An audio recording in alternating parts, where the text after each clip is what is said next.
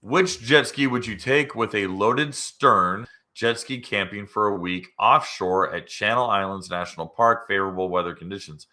My understanding is that you cannot bring jet skis to Channel Islands. You can go to Catalina. Can't do Santa Barbara. My understanding is that you can't do Channel Islands with a jet ski. State of California. You'll have to double check, but my understanding is that you can't take a jet ski camping. But if you're going offshore, ultra.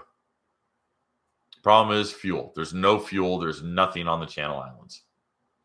So you have to bring a butt ton of fuel. Because to make it to Channel Islands, I believe it's 40, should be like high 40s, like 45, 48 miles to the Channel Islands. And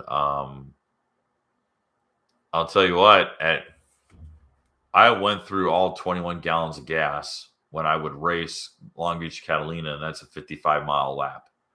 So you need to bring a lot of gasoline with you. And boy, is the Coast Guard gonna light you up, even if they let you go. But because we were never allowed to even jet ski out to Channel Islands when I lived in California, so I can't imagine they've loosened up on that. Catalina, jet ski to Catalina, right? Don't go to Avalon except for fuel and maybe if you need provisions. But I would ride one of the best rides.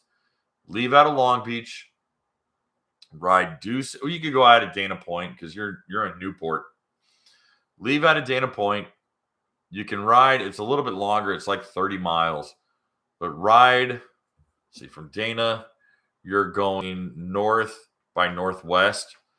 So you'll cut up into Avalon. If you got GPS, cut into Avalon. Otherwise, go through Long Beach and just go due south.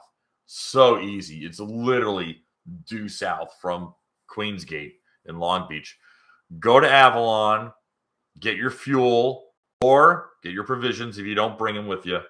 Then go up the island towards it'd be fun to go around to the west side of the island, go below Ring Rock, and then go up the west side of the island, but you might get caught in the kelp fields.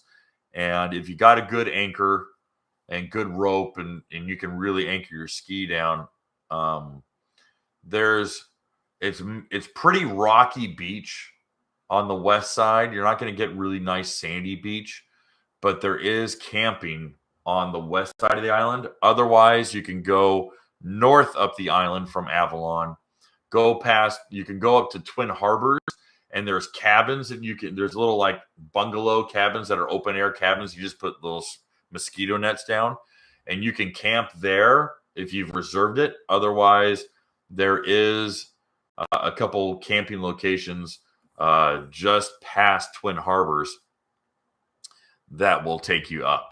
I personally would like to do west side of the island because I hadn't done it. I had ridden up to Twin Harbors. I mean, I've lapped the island a bunch of times. I know the island really well.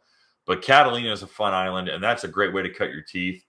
And boy, what an adventure. I mean, that's a really fun ride. So I think if you're interested in riding out, I would do that. Hey guys, thanks for hanging out. This clip was taken from our weekly podcast that we record here every Sunday night at 8 p.m. Eastern Standard Time. If you want to watch the whole video, you can go to the Watercraft Journal's YouTube channel, go to playlists, and then click on live sessions. You're going to see it there.